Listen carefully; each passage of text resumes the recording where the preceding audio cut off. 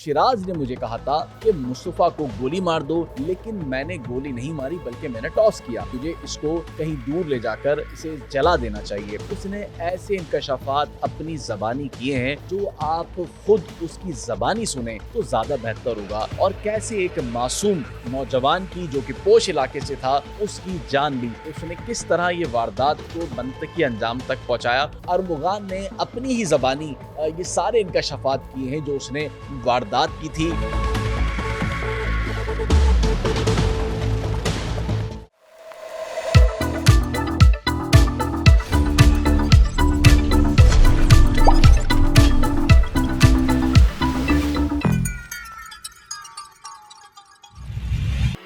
अस्सलाम वालेकुम, GTV podcast के साथ मैं हूं ज़ुएब दिएजा। मुस्तफ़ा कत्ल केस में अरमगान के इंकशाफात तो आपने सुने होंगे, लेकिन उसकी ज़बानी नहीं सुने होंगे। एक ऐसा इंटरव्यू हमने अरमगान का किया है जो मुस्तफ़ा कत्ल केस का मरकज़ी मुल्ज़िम है। उसने ऐसे इंकशाफात अपनी ज़बानी किए हैं जो आप खुद उसकी ज़बानी सुने तो ज़्यादा बेहतर होगा। वो ये कहता है कि शिराज ने मुझे कहा था कि मुस्तफ़ा को गोली मार दो, लेकिन मैंने गोली नहीं मारी बल्कि मैंने टॉस किया।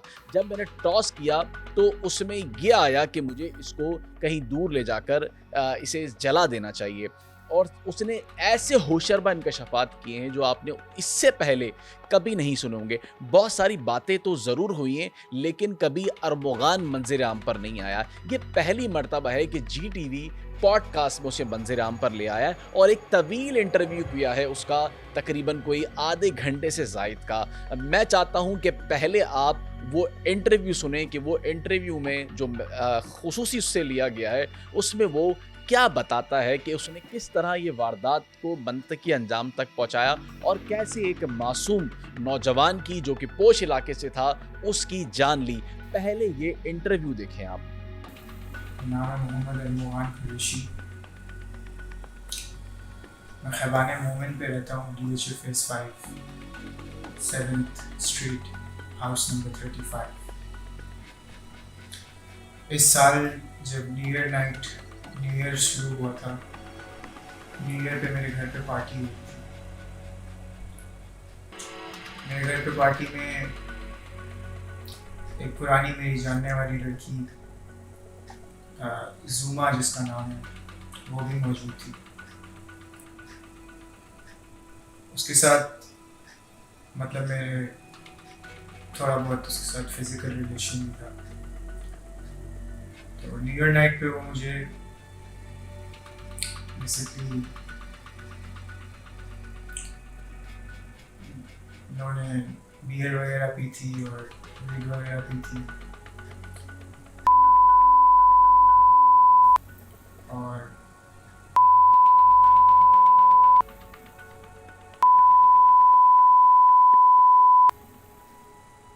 उस पर कट्स आए थे, निशान आए थे और उसने ये हरकत जान की थी।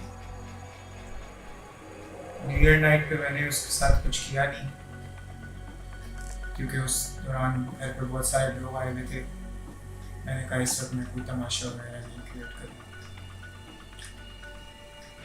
मगर उसने पीनाइल टेररिज्म किया था, जिसकी वजह से फिर नेक्स्ट डे, क्योंकि मैं गुस्सा था उसकी इस हरकत पे, मैंने उसको बुला के कन्फ्रंट किया। कन्फ्रंट करते वक्त उसको मारा वारा भी और फिर उसको हॉस्पिटल भेज दिया था करीम को। तफा आमिर ने मुझे एक छिले हुए केले का इमोजी भेजा था, जिससे उसने ये जाहिर किया था कि वो इस सारी शरारत में ज़ुमा के साथ मुलव्विस था और वो हंसी कर रहे थे। मुस्तफ़ा ने मुझे एक बार नहीं 2 बार वो छिले हुए केले पे इमोजी भेजे थे, ये जाहिर करने के लिए कि हाँ मैं इस शरारत में इन्वॉल्व था। मैं इनकी इस हरकत की वजह से खूब गुस्सा था and I was very angry at what they did।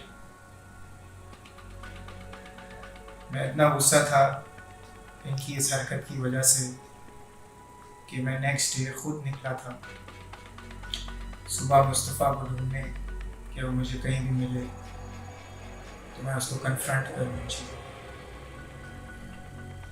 सुबह मुझे मुस्तफ़ा कहीं नहीं मिला था।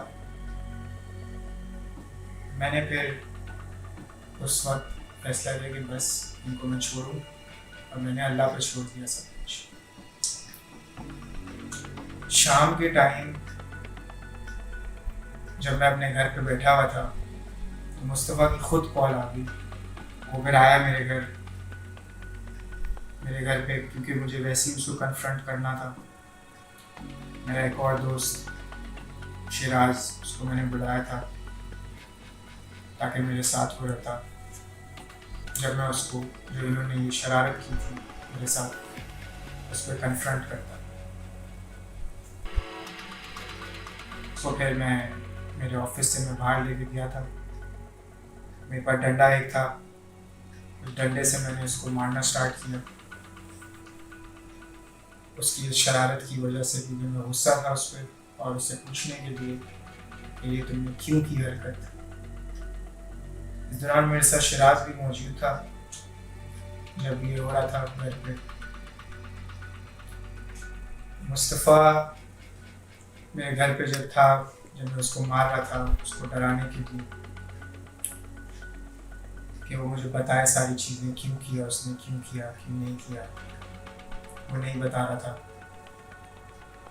तो उसको मैंने डंडे से काफ़ी मारा, उसके बाद भी वो नहीं बता रहा था। मेरे साथ हरासमेंट के किस्से काफ़ी अरसे से चलते आ रहे थे, जिसकी वजह से मैं ऑलरेडी अपसेट भी था। जब मुस्तफ़ा चीज़ें बता नहीं रहा था कोई और वो एलिमेंट था, किसी चीज़ को एक्सेप्ट नहीं कर रहा था, काफ़ी टाइम गुजर गया था, मुझे समझ नहीं आ रही थी मैं क्या करूँ। या तो इसको जाने दूँ या इसको नहीं जाने दूँ। इस दौरान मैं अपनी गैलरी में गया था, मैंने वहाँ एक कॉइन टॉस किया। कॉइन टॉस इसलिए क्योंकि या तो मैं उसको छोड़ता या तो मैं उसको नहीं छोड़ता, क्योंकि मुझे समझ नहीं आ रहा था मैं खुद क्या करूँ। जब मैंने वो कॉइन टॉस किया तो उस कॉइन टॉस में आया कि इसको नहीं छोड़ना। उसके बाद मैं अंदर आया हूँ वापस अपने घर के। मुस्तफ़ा को जब वो आ गया था और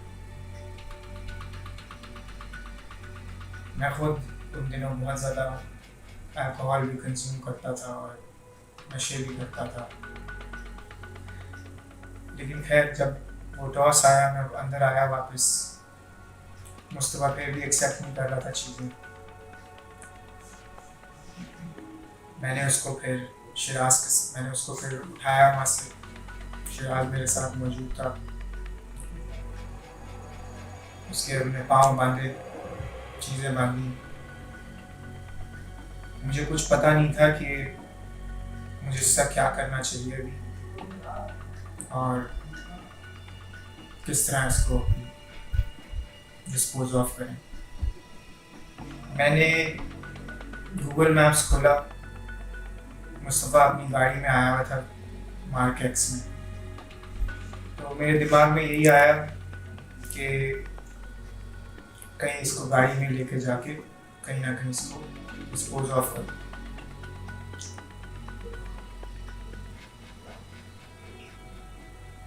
मैंने फिर मुस्तफ़ा को उठाया अपने घर से। शिराज मेरे साथ मौजूद था, उसके मैंने पाँव बांधे थे और उसको बांधा था। उसकी गाड़ी में लेके गया था मैं उसको और उसकी गाड़ी की डिग्गी में उसको मैंने बंद कर दिया था।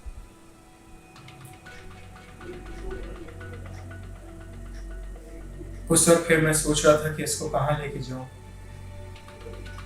कहाँ पे इसको डिस्पोज ऑफ करें।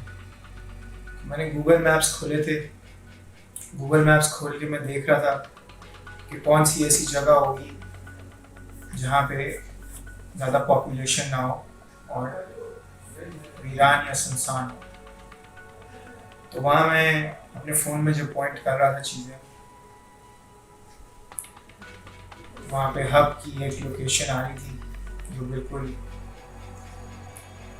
ऐसा था कि आसपास उसकी कोई आबादी नहीं। वो मैंने अपने फ़ोन में खोल ली थी। तकरीबन कोई 2.5 से 3 घंटे मैप्स का टाइम दिखा रहा था।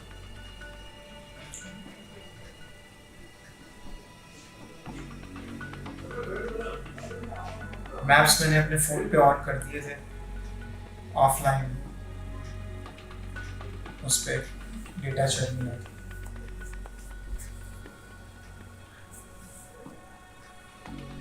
वहाँ से मैंने घर से यही सोचा था कि वहाँ जाके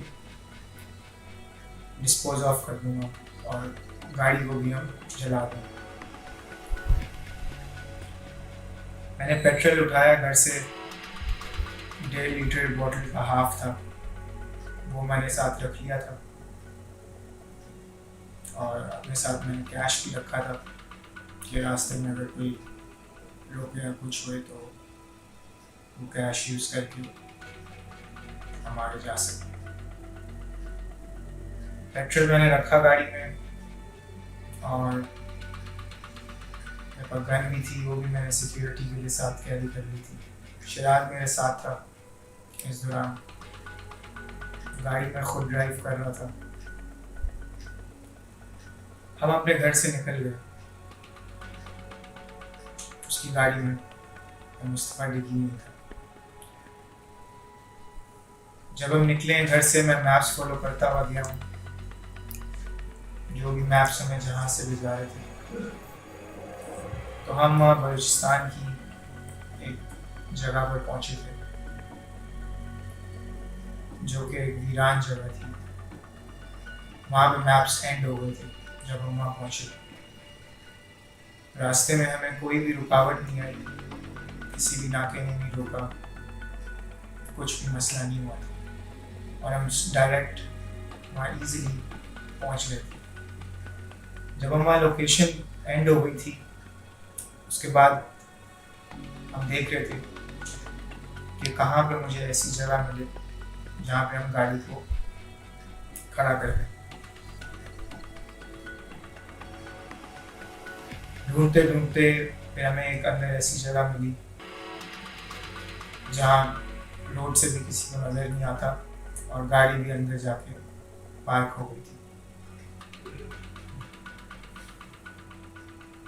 जब वहाँ हम पहुँचे गाड़ी के पास, मुस्तफ़ा उस वक्त गाड़ी में जिंदा था। मेरे पास गन भी थी। मुझे शिराज ने बोला था इसको गोली मार दो, फारिग कर दो, ये बचना नहीं चाहिए। मैंने उसको गोली अपने हाथ से नहीं मारी कि मुझे उसको मारना नहीं था अपने हाथ से। उस टॉस में जब मैं कंसल्ट कर रहा था कि अगर अल्लाह की वाकई मर्जी है तो मैं खुद इसको नहीं मारूंगा अपने हाथ से। डिग्गी हमने बंद कर दी थी गाड़ी की। गाड़ी का जो फ्रंट गेट था, उसकी जो स्टीयरिंग साइड थी, वो स्टीयरिंग साइड से मैंने जो आधा बॉटल पेट्रोल था मैंने वहाँ फेंक के गाड़ी की फ्रंट साइड को टॉर्च किया था। टॉर्च करने के बाद मैं वहाँ से चला गया था और शिराज भी मेरे साथ था। हम लोग वहाँ से चले गए। हमें नहीं पता था कि गाड़ी के साथ क्या हो रहा है और हमने बस छोड़ दिया था उसको वहाँ पे ऐसी गाड़ी और हम वहाँ से पैदल चले गए। पैदल वहाँ से निकले, काफ़ी हमने वॉक की है, 2-2.5 घंटे। और मुझे कुछ नहीं पता था कि गाड़ी के साथ क्या हुआ है क्या नहीं हुआ, क्योंकि मैंने छोड़ दिया था सब कुछ। हमारे चले गए। मैंने इस वजह से उस वक्त गाड़ी को नहीं देखा खुद, क्योंकि मैं नहीं देखना चाहता था। अगर वो खुदा की मर्जी होती तो वो आग जलती, खुदा की मर्जी होती तो वो बुझ जाती और वो बच जाता। मैं इस वजह से बगैर देखे, बगैर मालूम किए कि वो कंफर्म है, जिंदा है या डेड है, मैं वहाँ से चला गया। शिराज भी मेरे साथ था। हम लोग वॉक करते हुए 2.5-3 घंटे हमने वॉक की। फिर मैं होटल पे पहुँचे। होटल पे पहुँचने के बाद वहाँ होटल वाला ने बोला कि एक बस आ जाएगी, उससे आप कराची चले जाओ। बस आई नहीं, मेरे पास गन भी लगी हुई थी, तो होटल वाले थोड़े मशकूक हो गए थे। फिर हम वहाँ होटल से भी वॉक करना स्टार्ट हो गए। हम आगे पीछे पहाड़ियों पे से चलते हुए फिर हम रोड से कनेक्ट हो गए। थोड़ी देर बाद वहाँ पे एक सुजुकी वाला आया, उस सुजुकी वाले को हमने रोका।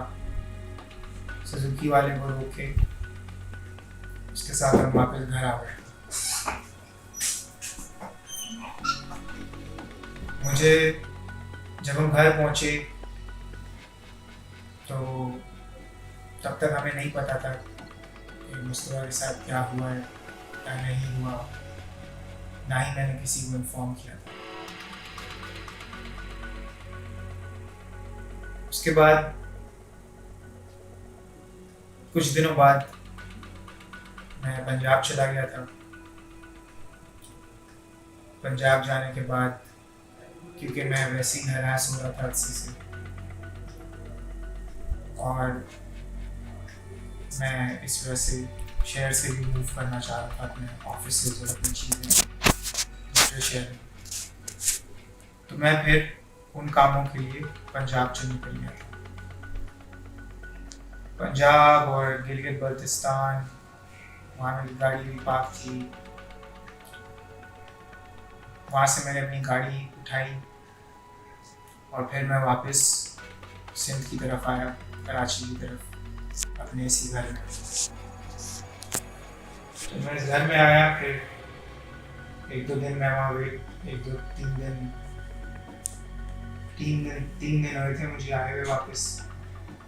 फिर पुलिस का रेड हो रहा था मेरे घर पे। मैंने उस दौरान एक मसाजर बुलाई हुई थी। मैं अपने घर में था और मैं दूसरे रूम में मसाज ले रहा था। मुझे नहीं पता था कि पुलिस दरवाजे पे आई है या नहीं आई, इस बारे में मुझे कोई इल्म नहीं था। मैं जब मसाज लेके वहाँ से निकला हूँ, जिस रूम में मेरे सीसीटीवी लगे हुए थे, उस रूम में मैंने देखा कि मेरे घर के अंदर ऑलरेडी पुलिस वाले और सिविल में भी बहुत सारे लोग थे, वो मौजूद थे। जब मैंने ये सिनेरियो देखा, उस वक्त मैं पैनिक हो गया था और मुझे कुछ समझ नहीं आ रही थी कि मैं क्या करूं। मुझे लगा कि पुलिस वाले मुझे मारने आए हैं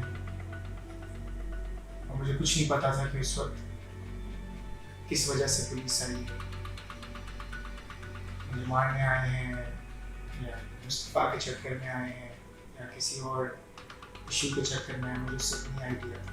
और मेरे दिमाग में यही आया कि क्योंकि मैं उस घर में अकेला था, मुझे कुछ समझ नहीं आ रही थी क्या करूं। जब मैं सीसीटीवी में देख रहा था पुलिस वालों की मूवमेंट, वो लोग मेरे घर के अंदर थे, मैंने मसाजर को नीचे भेजा। उसको मैंने बोला कि इनको जाके नीचे बोलना कि बहुत सारे लोग हैं ऊपर, ताकि वो थोड़ा स्ट्रैटेजी वगैरह चेंज करते और मेरी तरफ मूव ना करते। खैर, उसको नीचे भेजने के बाद मैंने ऊपर अपने रूम का दरवाज़ा लॉक कर दिया था। जब मैंने अपने रूम का दरवाज़ा लॉक किया, मैं सीसीटीवी में देख रहा था वो मेरी तरफ ऊपर मूव करने लगे थे, जो लोग मेरे घर में आए हुए थे। मेरे पास घर में सेल्फ डिफेंस के लिए काफ़ी सारा असला मौजूद था। जो ऊपर मेरे पास एक गन थी, वो पड़ी हुई थी। जब पुलिस वाले ऊपर मूव हो रहे थे मेरी तरफ, मैंने उनको होल्ड ऑफ करने के लिए अपने दरवाजे के, जो मेरा ब्लैक दरवाज़ा था, स्कैनर के बाहर जब ऑफिसर गेट पे ही पहुंचा था, मैंने बिल्कुल लोअर लेफ्ट साइड दरवाजे की पे एम करके फायर किए थे ताकि वो थोड़ा बैक ऑफ हो। जब मैंने फायरिंग की, उससे पुलिस वाले और जो भी सिविल में लोग थे वो नीचे बैक ऑफ हुए। जब वो बैक ऑफ हुए, उस दौरान क्योंकि मैं घर में अकेला था, मैं अपने घर वालों को फ़ोन करने लगा। मैंने 15 पे भी कॉल की, मैंने फादर को भी कॉल की, मदर को भी कॉल की और 15 पे भी कॉल किया, ये बताने के लिए कि ये सब हो रहा है मेरे साथ घर पे और कोई ना कोई आ जाए। इस दौरान मैं ऊपर मौजूद था और पुलिस वाले नीचे ही थे। पुलिस वालों ने कैमरे उतारना स्टार्ट किए घर के। मैंने देखा कि वो सीसीटीवी के कैमरे उतारना स्टार्ट हो रहे थे। जब वो सीसीटीवी के कैमरे उतारना शुरू हो रहे थे, मैंने फ्लोर पे फायरिंग करना स्टार्ट की, अगर उनको डराने के लिए कि वो कैमरे वगैरह ना उतारें। इस दौरान मैं पैनिक था फुल और मुझे कुछ समझ नहीं आ रही थी क्या करूं। कोई मेरी तरफ ऊपर मूव नहीं कर रहा था। फिर जो 15 वाली मोबाइल थी वो भी आ गई थी। मेरे रिश्तेदार भी आ गए थे, मेरे ताया, मेरी और जानने वाले भी आ गए थे। मेरी मॉम भी आ गई थी, मेरी मदर। इस दौरान कोई 2-2.5 घंटे गुजर गए थे। घर की सारी लाइट्स भी ऑफ हो गई थी इन सब के आने से पहले। नीचे से मेरे ख्याल से पुलिस वालों ने कुछ ऑफ किया था या उन्होंने कनेक्शन काट दिए थे, इसकी वजह से सारे घर की लाइट्स बंद हो गई थी। तो मैं और पैनिक में था उस वक्त, समझ नहीं आ रही थी क्या करूं। मैंने होल्ड ऑफ किया था और मैं किसी को अपनी तरफ ऊपर मूव नहीं करने दिया। फिर जब मेरे ताया आ गए, मेरी फैमिली आ गई, वो सब भी मुझे कह रहे थे कि बस अब आ जाओ, तो पुलिस स्टॉर्म करेगी और आप बचोगे नहीं। फिर मेरी मॉम आ गई थी ऊपर। जब मेरी वालदा आई, उनसे भी मेरी बात हुई, उन्होंने भी बोला बस अब आप नीचे आ जाओ, अभी कुछ नहीं हो सकता। तो फिर मैं नीचे आया, मैंने सरेंडर कर दिया पुलिस को। वहाँ से मुझे पुलिस लेके आ गई थी ABCCCIA के सेल में और पुलिस ने अपनी इंटरोगेशन उसके बाद स्टार्ट की थी। ये मेरा कन्फेशन है जो कि 100% मैं ट्रूथ के साथ इसलिए बता रहा हूँ क्योंकि मेरे से एक गलती हुई है जिसका मैं बेहद शर्मिंदा हूँ। मैंने गुस्से में जो हरकत की थी वो मुझे नहीं करनी चाहिए थी, मैं इसके लिए बेहद शर्मिंदा हूँ। मेरे से अनजाने में एक गलती हुई है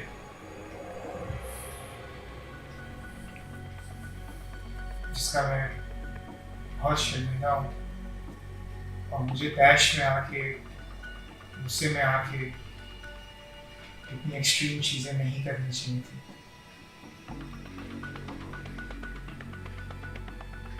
And I truly regret what happened with Mustafa because of my actions. मैं बहुत ज़्यादा अल्कोहल कंज्यूम करता था उन दिनों, मैं वीट भी पीता था, लेकिन जो एक्शंस थे वो मेरी अपनी गलती थी, जो कि नहीं होना चाहिए था, और मैं इसके लिए बहुत ज़्यादा शर्मिंदा हूँ। मेरे से ये गलती हुई है। ये मेरा कन्फेशन है, और मैं 100% सारी बातें सच्चाई के साथ बता रहा हूँ, इसलिए क्योंकि I am very sad and about all the things that happened. मैं मेरे गुस्से की वजह से और मेरे दैश में आने की वजह से जो मेरे एक्शंस थे बहुत एक्सट्रीम थे, और मैंने गलती की है, इसकी वजह से मैं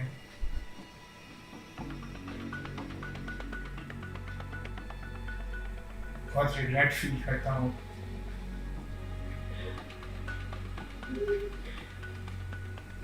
मैं माफ़ी मांगता हूँ मुस्तफ़ा के उस पेरेंट्स से, मेरे से अनजाने में ये गलती हुई है। मुस्तफ़ा से भी माफ़ी मांगता हूँ, मुझे इतना ज़्यादा एक्सट्रीम पे नहीं जाना चाहिए था।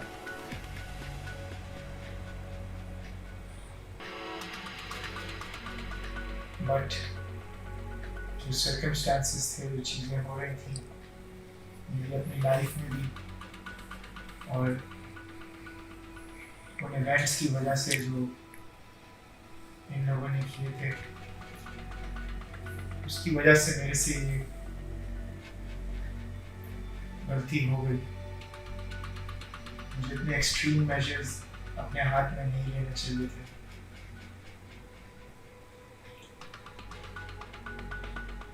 जिसकी वजह से मैं बहुत शर्मिंदा हूँ।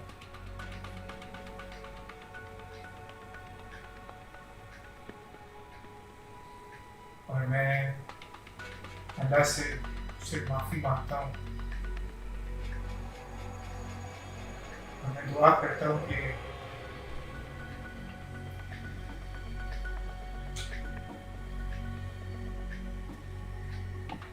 बेहतर हो जाए चीज़ें।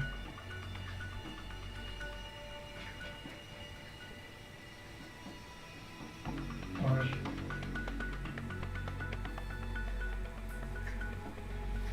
मेरे एक्शंस जिसकी वजह से ये सब हुआ था वो वापस तो नहीं हो सकता, but I'm truly very ashamed of what happened.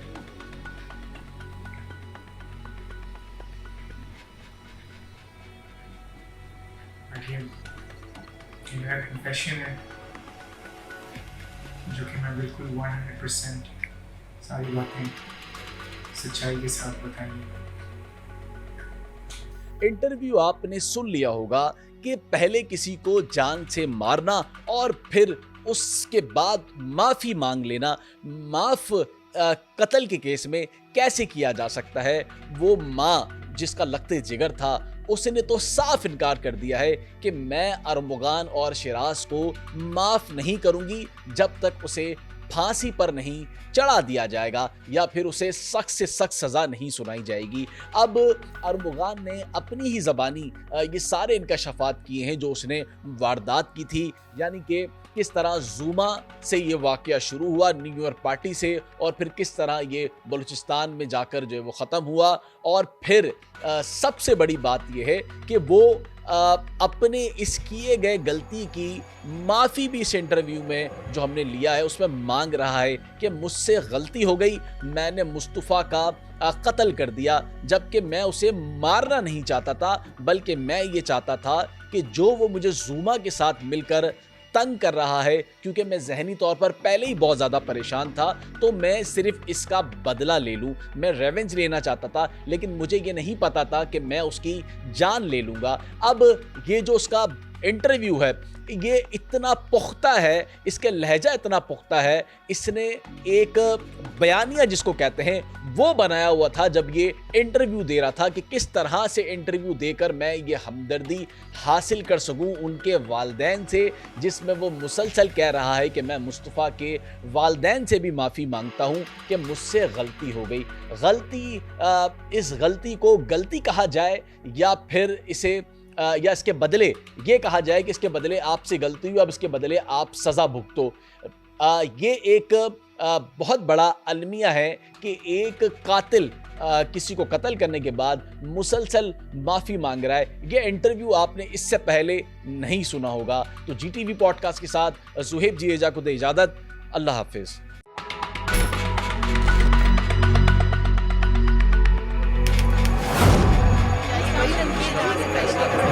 खबर के अंदर की खबर GTV के प्लेटफॉर्म पर एक नए पॉडकास्ट के साथ हाजिर हैं।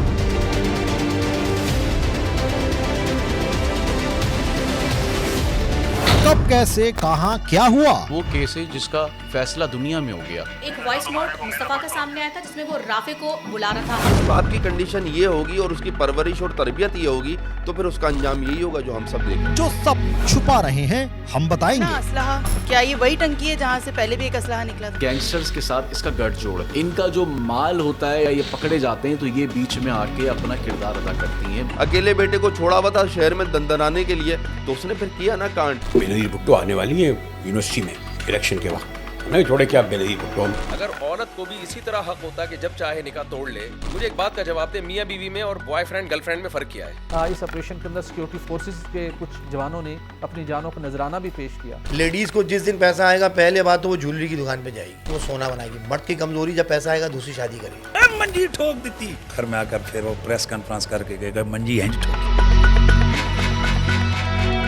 डिजिटल मीडिया की तारीख के सबसे मुनफरिद और दिलचस्प पॉडकास्ट सिर्फ GTV के डिजिटल प्लेटफॉर्म्स पर।